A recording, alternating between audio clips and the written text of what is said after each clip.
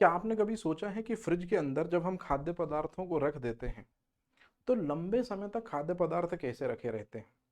क्या कारण है कि फ्रिज के अंदर खाद्य पदार्थ ज़्यादा लंबे समय तक रखे रहते हैं और सड़ते भी नहीं हैं जल्दी?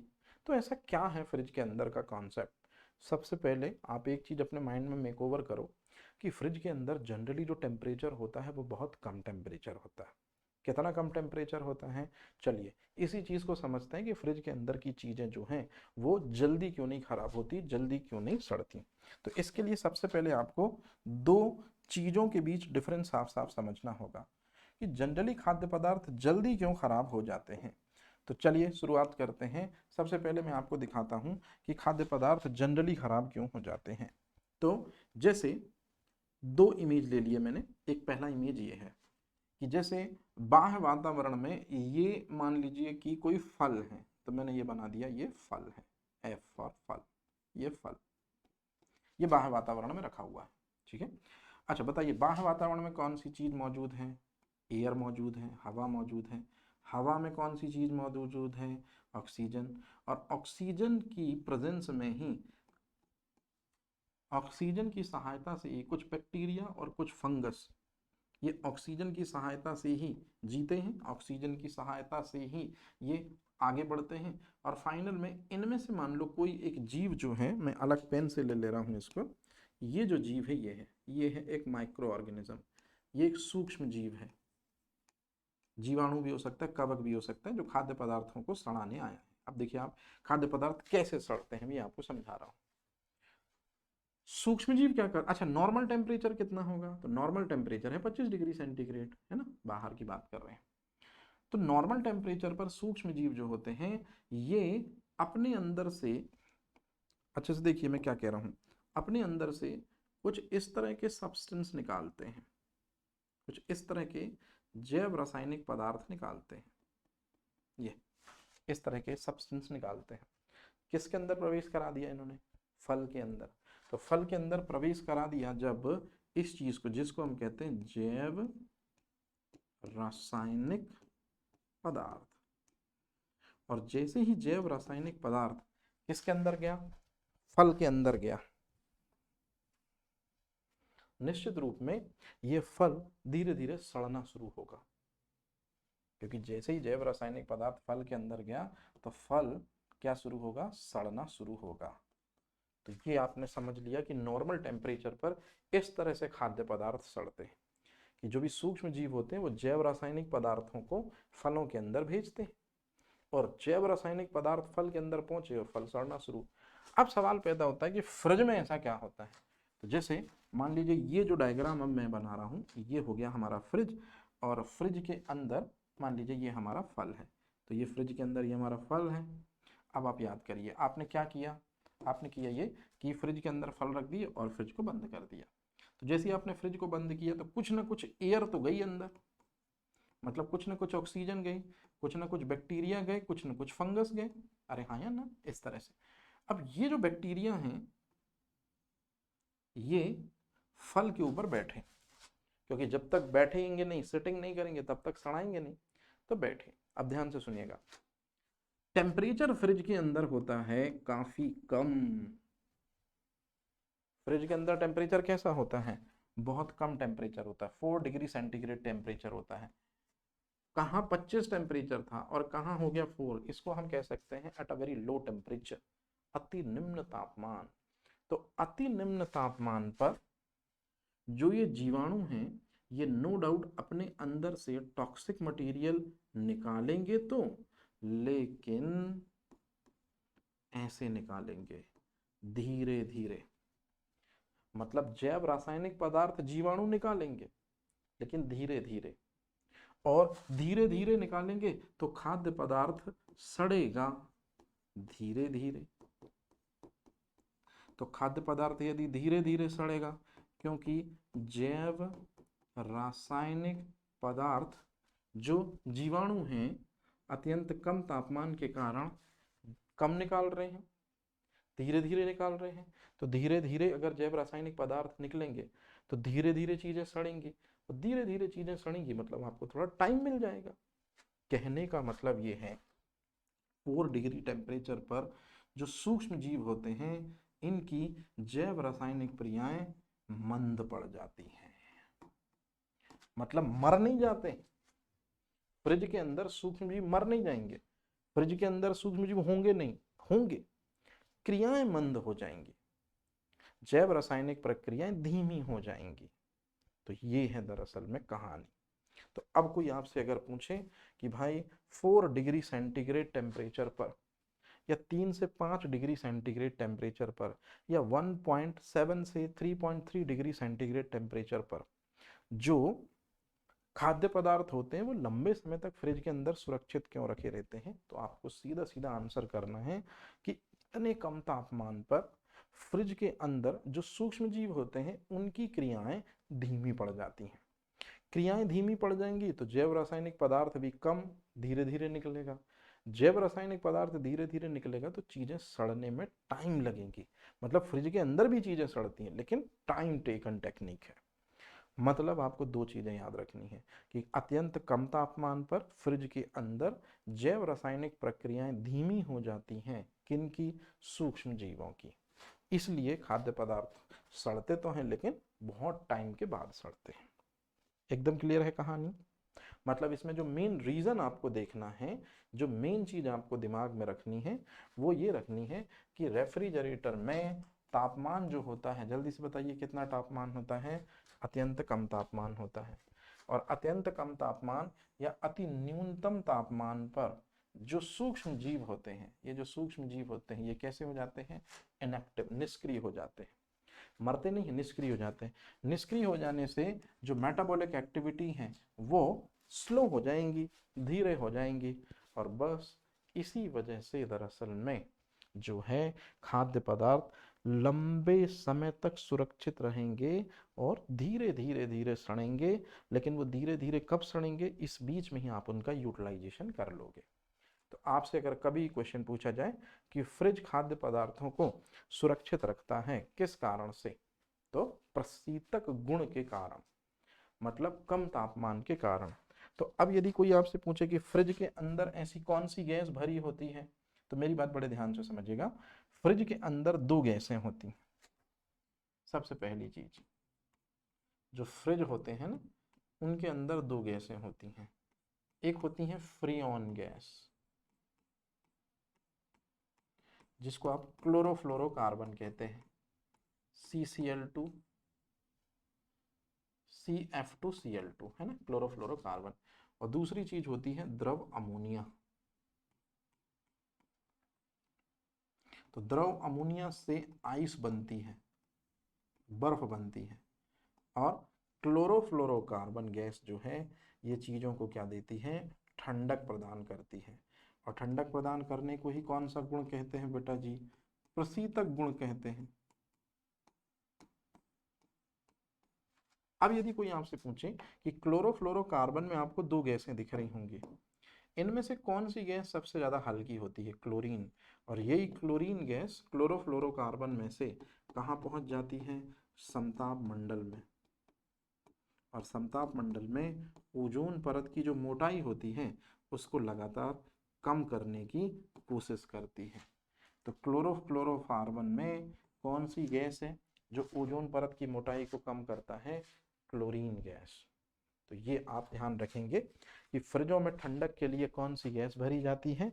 आंसर है CF2Cl2, मतलब क्लोरोफ्लोरोकार्बन। इसी को हम फ्रीऑन गैस भी कहते हैं।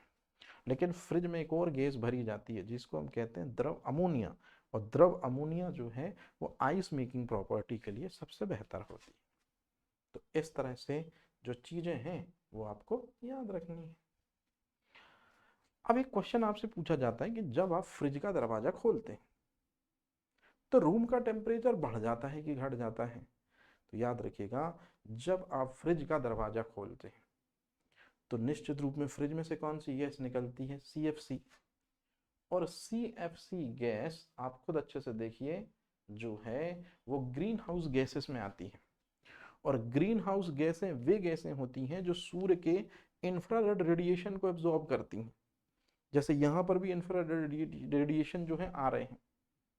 तो यहाँ पर अगर कोई भी ये गैसें हैं, इनमें से SO2 को छोड़ के, स्टेटमेंट गलत है, SO2 ग्रीन हाउस गैस नहीं है बेटा, बिल्कुल गलत स्टेटमेंट है ये। SO2 ग्रीन हाउस गैस नहीं है, इस चित्र में दिखाया गया है। इनके खिलाफ कंटेम्प्ट ऑफ कोर्ट में भी हम जा सकते हैं मामला लगाकर, ये याद रखिएगा। Sulphur dioxide is not a green house gas.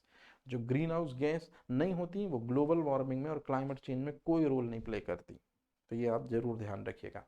तो मैं आपको ये समझा रहा था कि जो भी ग्रीन हाउस गैसें होती हैं वो सूर्य के अवरक्त विकिरणों को अवशोषित करके टेम्परेचर को एकदम से बढ़ा देती हैं। शायद अब आपको समझ में आया होगा कि जैसे ही फ्रिज का दरवाजा खोलते हैं CFC बाहर आती है, इंफ्रारेड रेडिएशन से इंटरेक्ट करती है ना, संयोग करती है और एकदम से रूम के टेम्परेचर को बढ़ा देती है। तो जितनी देर तक फ्रिज का दरवाजा खुला रहेगा उतनी ज़्यादा CFC आएगी, इंफ्रारेड रेडिएशन अवरक्त विकिरणों से बंधेगी और रूम का टेम्परेचर बढ़ जाएगा। तो याद रखिएगा, फ्रिज का दरवाजा खोलने पर रूम का टेम्परेचर इसलिए बढ़ जाता है क्योंकि CFC is a green house gas.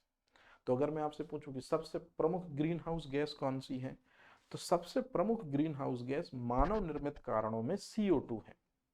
लेकिन सबसे प्रमुख जो ग्रीन हाउस गैस है प्राकृतिक कारणों में, वो याद रखिएगा कौन सी है, वो है जलवाष्प। तो ये चीज आप पर्यावरण में और अच्छे से इसको समझिएगा। अब इसके बाद एक नए कॉन्सेप्ट पे ही हम आ जाते हैं, एक नई चीजों पर ही आ जाते हैं कि जो खाद्य पदार्थ हैं ये दरअसल में केमिकल की मदद से भी हम इनको सड़ने से बचाकर ज्यादा से ज्यादा यूजेस तक पहुंचा सकते हैं। जैसे आपने एक चीज समझी होगी, मेरे स्क्रीन के पीछे आपको एक इमेज दिख रहा होगा आम का। आम एक पर्टिकुलर सीजन में बहुत आते हैं, गर्मियों के सीजन में। जब बहुत आते हैं तो सड़ते भी बहुत हैं, सड़ते हैं तो बहुत सारे आम बेकार हो जाते हैं।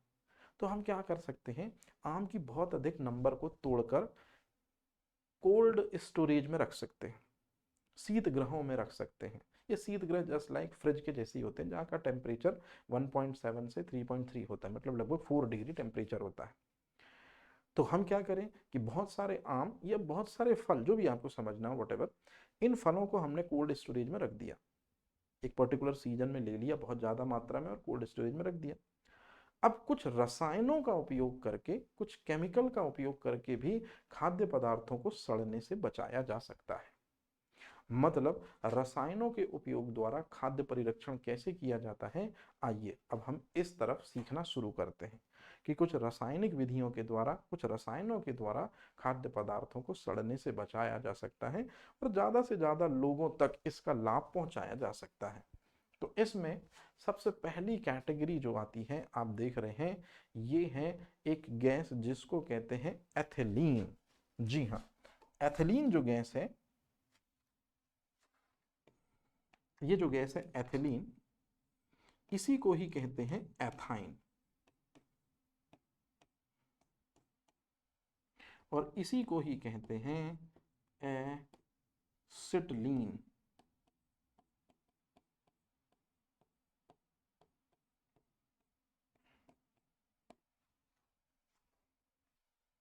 दरअसल में कहानी की शुरुआत होती है तब जब 1900 में आम जनरली कहाँ पक रहा है, 1900 से पहले से भी और 1900 में भी आम हमेशा पेड़ों पर ही पकते थे। लेकिन ईस्ट इंडिया कंपनी के आए हुए मेम्बरान को, जो ब्रिटेन से इंडिया आते थे, उनको इंडिया के मैंगोज में टेस्ट मिला। अब वो ये चाहते थे कि हर सीजन उनको आम चाहिए है, और आम हर सीजन कैसे मिले, क्योंकि उस समय माजा तो था नहीं। बस यहीं से शुरुआत होती है ब्रिटिश गवर्नमेंट की कारस्तानी। ब्रिटिश गवर्नमेंट के कई जवान आम खाने के इतने शौकीन थे कि उन्होंने साफ साफ रिकमेंडेशन लिख रखा था कि गर्मी में हमको इंडिया भेज दो, सैलरी नहीं देना। मतलब सिर्फ और सिर्फ वहाँ क्या मिल जाएंगे, निश्चित रूप में आम। मतलब इतने ज़्यादा पसंद किए जाते थे। तो 4 महीने तो मन भर कर आम खाएंगे, लेकिन 4 महीने के बाद फिर आम तो मिलेंगे नहीं, पेड़ों पर पकेंगे नहीं। कहने का मतलब है, पहली बार 1900 में दिमाग लगाया गया कि आम की बड़ी खेप को तोड़कर यदि रख लिया जाए और कुछ रसायनों के जरिए अगर आमों को पकाया जाए, तो इस तरह से इसको कहते हैं आर्टिफिशियल राइपनिंग, कृत्रिम रूप से आमों का पकना। साल 1900 से शुरुआत हुई इसकी। एक रसायन है जिसका नाम आप देख रहे हैं एथाइन, जिसको हम एसिटिलीन गैस कहते हैं। इसके जरिए फलों को पकाया गया, भारी मात्रा में फलों को पकाया गया। फल, कच्चे फल से पक्का फल बनने में ज़्यादा देर नहीं लगती थी, 3 से 4 दिन में फल पक जाते थे और ज़्यादा से ज़्यादा लोगों ने इन फलों को खाना शुरू किया। मतलब जो आम पहले एक पर्टिकुलर सीजन गर्मी में दिखता था, अब एथिलीन गैस के कारण, याद रखिएगा, माफी चाहता हूँ, एथिलीन नहीं, एसिटिलीन गैस के कारण अब हर सीजन आम दिखने लगे, लोग हर सीजन आम के मजे लेने लगे। नेचर की व्यवस्था में जब आप छेड़छाड़ करोगे तो नेचर आपको कहीं का नहीं छोड़ेगी। दरअसल में कृत्रिम रूप से फलों को पकाए जाने की परंपरा की शुरुआत कर तो दी गई, लेकिन सिर्फ 10 साल, 20 साल, 30 साल ही गुजरे थे कि जिन लोगों ने कृत्रिम रूप से पके फलों को खाया उनमें स्किन कैंसर के मामले आने लगे। जिन ब्रिटिश जवानों ने इन फलों को खाया, एसिटिलीन गैस के फलों को खाया, वो स्किन कैंसर से ग्रसित हो गए। इसीलिए ब्रिटिश गवर्नमेंट ने साल 1944 में धारा ए के तहत आर्टिफिशियल राइपनिंग पर बैन लगा दिया। कृत्रिम रूप से फलों को अब नहीं पकाया जाएगा। लेकिन दरअसल में हुआ ये कि इस दौरान लोगों को अब आदत लग चुकी है हर सीजन आम की, तो इसीलिए एसिटिलीन के बाद एक नई चीज की एंट्री होती है जो एसिटिलीन से सेफ थी। आज भी फलों को इसी से हम पकाते हैं। मतलब एसिटिलीन के बाद एथिलीन वो गैस है जिससे फलों को पकाया जा रहा है और किसी तरह के कोई हार्मफुल होने का अंदेशा अभी तक नहीं मिला है। तो सामने आपको टमाटर दिख रहा होगा। अब आप में से कई लोगों के दिमाग में वॉर चलने लगी कि सर टमाटर फल कैसे, टमाटर सब्जी है। हर वो चीज जिसके अंदर बीज पाया जाता है फल कहलाता है। टमाटर के अंदर बीज है इसलिए वो फल है। भले आप उसका सब्जी के रूप में क्यों ना उपयोग करते हो वो आपकी प्रॉब्लम है, असल मायने में टमाटर एक फल है। तो वर्तमान समय में किस गैस से फलों को पकाया जा रहा है, जल्दी से बताइए जरा। तो आंसर है एथीन गैस से या एथिलीन गैस से फलों को पकाया जा रहा है और ये सेफ है, लेकिन ये बहुत महंगी है। इसलिए इसका सब्स्टिट्यूट ढूंढा गया है, एक पाउडर जिसको हम कहते हैं कैल्शियम कार्बाइड। तो कैल्शियम कार्बाइड का पाउडर जो है वो कच्चे फलों के ऊपर डाला जाता है, छिड़क जाता है, पानी के कुछ ड्रॉपलेट लगा दिए जाते हैं, मार दिए जाते हैं। कैल्शियम कार्बाइड और पानी आपस में मिलकर बनाता है CH ट्रिपल बॉन्ड CH, मतलब इसी को हम कहते हैं एथिलीन गैस। और बस एथिलीन गैस यदि बन गई तो फल तो पक गया। मतलब जो गैस 1944 में बैन कर दी गई थी, आज हम सब लोग उसी गैस से पके फल खा रहे हैं। कहने के लिए है कि कैल्शियम कार्बाइड जो है वो पाउडर फलों को पकाता है, कैल्शियम कार्बाइड फलों को नहीं पकाता। कैल्शियम कार्बाइड वाटर के साथ रिएक्ट करके एसिटिलीन गैस बनाता है और ये एसिटिलीन ही फलों को पकाती है। मतलब आज नहीं तो कल और कल नहीं तो परसों स्किन कैंसर से हम सब ग्रसित होंगे। क्योंकि आप कभी भी किसी फ्रूट वाले की दुकान में या जूस वाले की दुकान में देखेंगे, आपको हर सीजन के फल 12 महीने अवेलेबल मिलेंगे। काहे से पकाए रहे हैं फल, किससे फल पक रहे हैं कि आपको हर सीजन अवेलेबिलिटी मिल रही है? जी हाँ, कार्बन, कैल्शियम कार्बाइड से। याद रहेगा ये चीज। अच्छा, अब एक और रसायन है जिसको यूपीएससी ने भी कुछ समय पहले पूछा था कि एक रसायन है जिसका औद्योगिक स्तर पर कच्चे फलों को पक्के फलों को पकाने के लिए हम उपयोग करते हैं।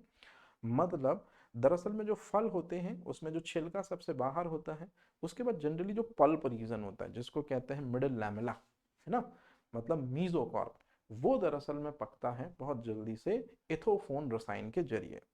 तो इथोफोन रसायन जो है इसके कारण जो पोर होते हैं वो खुल जाते हैं, एयर अंदर जाती है, केमिकल अंदर जाता है और जल्दी से फल जो है वो पक जाते हैं। अब इसके बाद एक ऐसे कॉन्सेप्ट पे बात करने वाले हैं, ये मेरी फोटो है दरअसल में मेरा एक सपना था और यहाँ से हम एक गियर चेंज कर रहे हैं, मतलब अपने रियल सब्जेक्टिव नॉलेज पर आ रहे हैं जो इस सब्जेक्ट की ओन डिमांड है। शुरुआत में मेरा मन ये था कि मैं एक इस तरह का व्हीकल बनाऊं, जैसा कि आप इमेज में देख रहे हैं। इस व्हीकल की खासियत ये है कि इसमें पूरा एसी है अंदर। ये गाड़ी जो है, इसको चलाकर मैं ले जाऊं गांव गांव। गांव में जो बेहतर सब्जियां मिलती हैं, बेहतर जो फल मिलते हैं, उनको इसमें लोड करूं, सीधे सिटी ले जाऊं फिर, और सिटी में ले जाकर खुद मैं उनको सेल करूं। अब आप मेरे को एक बात बताइए, जब मैं किसानों के पास खुद जा रहा हूं, अपनी गाड़ी ले जा रहा हूं, उनसे चीजें खरीद रहा हूं, फल सब्जियां खरीद रहा हूं, हो सकता है किसान उन फल सब्जियों को घर ही में रख देता, वो खराब हो जाती, सड़ जाती, यूज ना होती, लेकिन मैंने पहुंचा, उनको दाम दिए, पैसा दिया, किसानों की आय भी बढ़ी, हाँ या ना। उन्होंने मुझे प्रॉफिट दिया, मतलब उन्होंने मुझे सामग्री दी, मैंने उसको बाजार में बेचा। निश्चित रूप में अगर मैं 5 रुपए का एक फ्रूट उनसे खरीदा तो मैं 10 रुपए का मार्केट में बेचूंगा, तो मेरा भी कॉस्ट इंक्रीज होगा, मुझे भी प्रॉफिट होगा। मुझे याद है बचपन में मैंने ये आइडिया जब अपने फादर के साथ शेयर किया, मेरे फादर ने कहा आप पढ़ाई लिखाई करो, ये सब छोड़ो। आज किताबों में मुझे मेरा ही आइडिया पढ़ना पड़ रहा है। This is called as food processing. ये एक फूड प्रोसेसिंग है, और आज इसी की तर्ज पर लोग इसी को स्टार्टअप नाम देते हैं कि ये हमने स्टार्टअप किया। बहुत से लोगों ने ऐसा किया, सीधे गांव के किसानों से डीलिंग करते हैं, वहीं रॉ मटेरियल जो कच्चा पदार्थ होता है, सब्जियां फल सब्जियां होती, खरीद लेते हैं, काफ़ी कम कीमत में भी वो किसान दे देते हैं, क्योंकि उनको कहीं नहीं जाना, घर में आकर ही बंदा ले रहा है। और इस तरह से वो व्यक्ति मार्केट में, सिटी में जाकर ज़्यादा से ज़्यादा मुनाफा कमाता है। ये है दरअसल में फूड प्रोसेसिंग। अब एक चित्र में आपको ये समझाने वाला हूं, अगर आपने इस चित्र को समझ लिया तो आपको बहुत सारी चीजें क्लियर हो जाएंगी। पहले चित्र में आप देख रहे हैं किसान का, मतलब ये इमेज हमारे दिमाग में आती है कि किसान रात दिन मेहनत करता है, और निश्चित रूप में अगर किसान को उसका समर्थन मूल्य भी ना मिले, उसको उसकी फसल की लागत भी ना मिले, तो वो तो खुद फांसी पे चढ़ता है, अपने परिवार को भी फांसी पे ले जाता है। मतलब किसानों की स्थिति बहुत दयनीय है आज के समय पे, क्योंकि वर्षा जो है वो प्रॉपर नहीं हो रही है, आपको भी पता है। और सबसे इंपॉर्टेंट चीज़ कि ज़मीन ज़्यादा से ज़्यादा चीज़ों की डिमांड कर रही है अब, है ना। बेहतर उर्वरता अब नहीं रह गई है, या है तो फिर ज़्यादा पानी चाहिए, बेहतर बीज चाहिए, ये सारी चीज़ें हैं। फिर भी किसानों की स्थिति को हम कैसे बेहतर कर सकते हैं, देखिए मैं बताता हूँ। किसानों को चाहिए कि वो फल और सब्जियों का बिजनेस शुरू करें, मतलब फल और सब्जियां उगाना शुरू करें। किसानों को चाहिए कि वो अगर खाद्यान्न उत्पादित कर रहे हैं तो बड़े पैमाने पर करें। तो फाइनली किसान ने फल सब्जियों का उत्पादन किया, किसान ने खाद्यान्न उत्पादन किया। अब किसान को अपना माल कहीं ले जाने की जरूरत नहीं है, जो मीडिएटर हैं, बिचौलिए हैं, ये खुद किसानों के पास पहुंचेंगे। जैसे मैं पहुंचा किसानों के पास, मैंने कहा कि जितनी सब्जी है, जितने फल हैं, जितना भी अनाज है, सब मेरे को दे दो आप, मैं आपको हार्ड कैश दे रहा हूँ।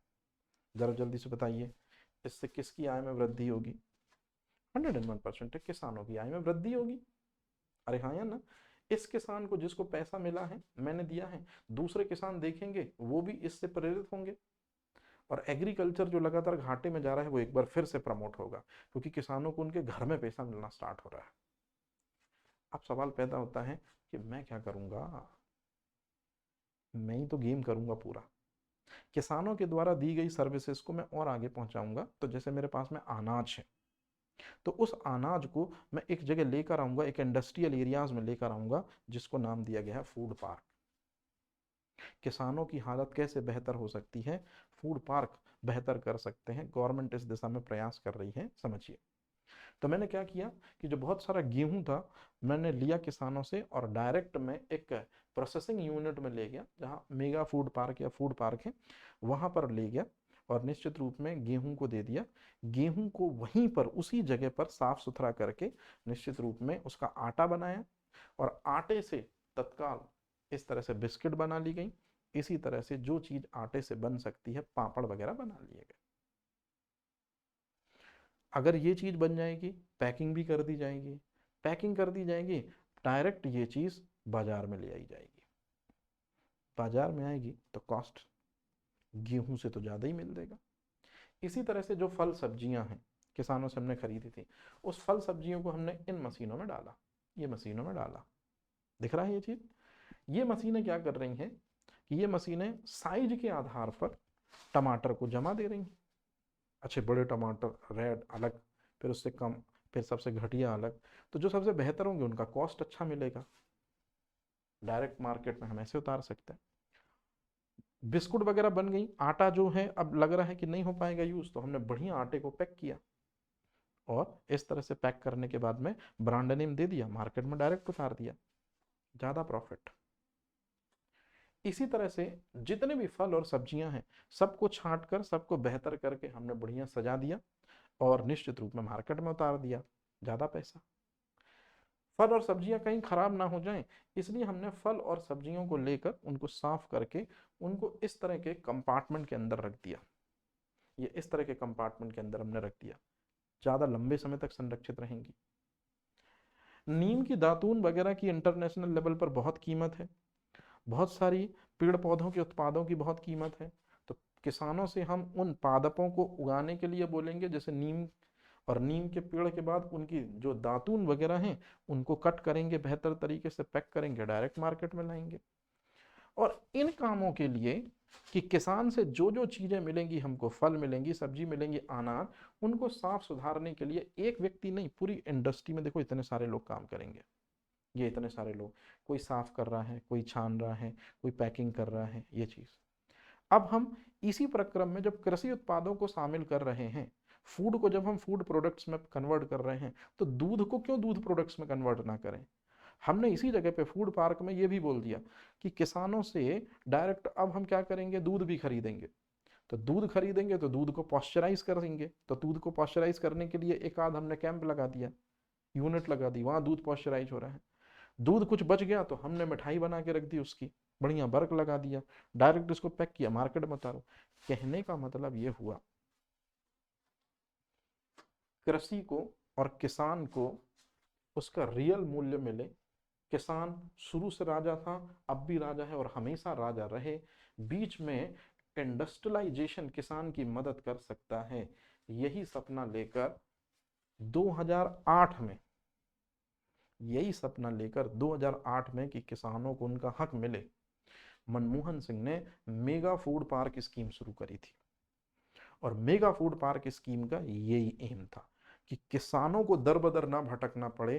किसानों ने उगा दिया, ये उनकी मेहनत हो गई सफल।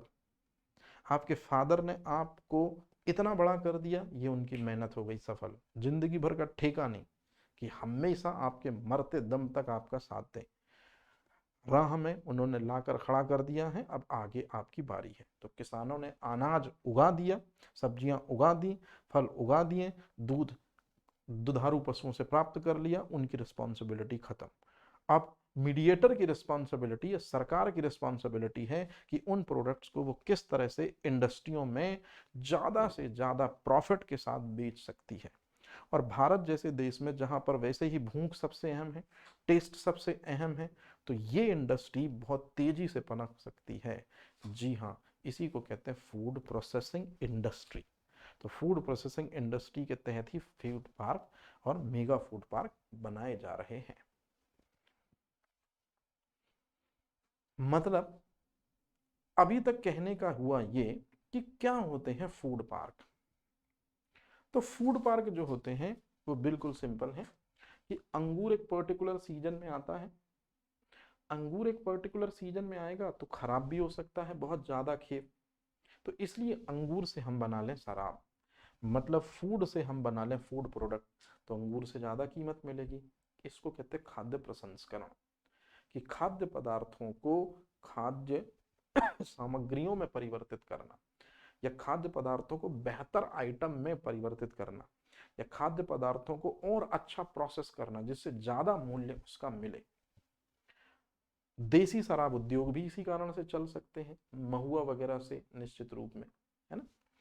दुग्ध प्रसंस्करण संबंधी उत्पाद, दूध से हम क्या बना सकते हैं, दही बना सकते हैं, मक्खन बना सकते हैं, पनीर बना सकते हैं, मिठाइयां बना सकते हैं। तो ये इंडस्ट्रियां भी, मतलब दूध से अगर दुग्ध उत्पाद प्राप्त किए जाएं, ये भी फूड प्रोसेसिंग ही है, क्योंकि दूध एक समय बाद तो खराब हो सकता है। इसी तरह से आम की कैरी और हरी मटर, आम सड़ सकते हैं, तो इसलिए आम को कट करके और निश्चित रूप में उनकी कैरी बना ली जाए, उनका पना बना लिया जाए और फिर उनको उनके अंदर का पानी निकाल दिया जाए, तो उनको निश्चित रूप में ड्राई करके और फिर मार्केट में बेचा जाए, तो अच्छी खासी डिमांड है।